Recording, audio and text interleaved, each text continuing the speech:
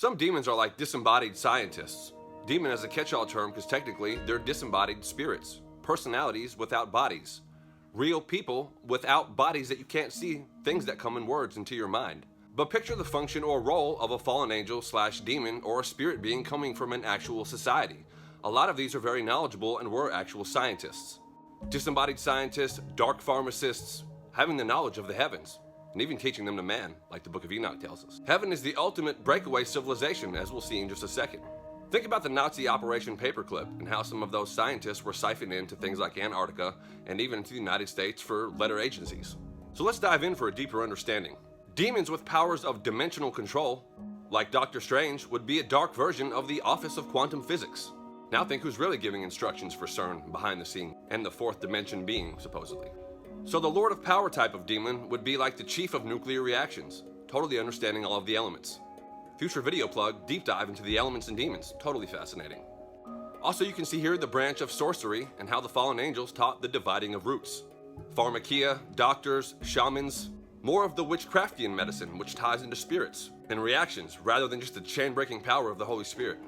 The true freedom and power. You have to make deals with these things that often don't work out good for you. Some of these fallen spirits are like astronomers, positions and branches in the offices of astronomy. They totally know the stars, all the movements, the circuitry of the heavens. Now think about NASA and Space Force, Babylonian priesthood. A total dark, twisted, corrupt, and perverted version of the original reality. But this really gives insight into the Heaven Society and is where I want to go.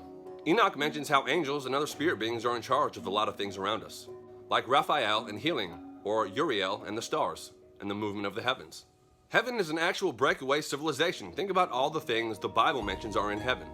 Music, instruments and singing, animals, a temple, literal streets of gold, positions for ruling and reigning, sophisticated, advanced society.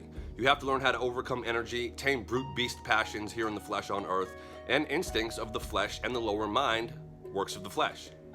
You need to be an advanced being that displays fruits of the Spirit. In heaven, there's lots of books, lots of pens or holographic type of tablet computer scribing devices that watchers observe and record, and the books were opened and people were judged according to what were in the books. Holographic living movies of events and timelines, events and lives. You are a living book. There's genius mathematics, creating things, genetics and science. Think Eden. There's a divine council of beings that meet and discuss things. There's gates and architecture and buildings. There's rivers and trees and fruit. What do we really know about anything? Heaven, the ultimate advanced, pure and holy breakaway civilization. Hope you make it. In close, anything could be good or bad, it's how it's used, and it's according to the original instructions of the Maker. Everybody trusts and serves somebody or something or some book. What's your choice? See you next time.